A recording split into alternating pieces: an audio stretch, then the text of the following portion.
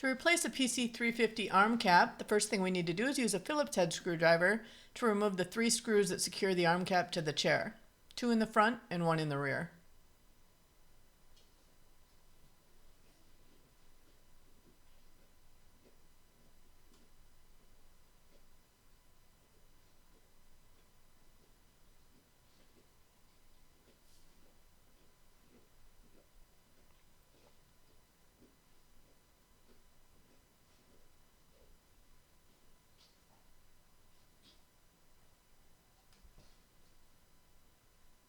And we can remove the arm cap from the chair.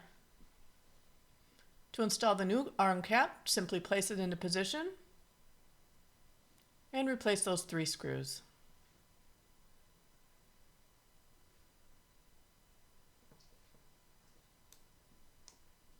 It's also helpful to push down on the arm cap with one hand while replacing the screws.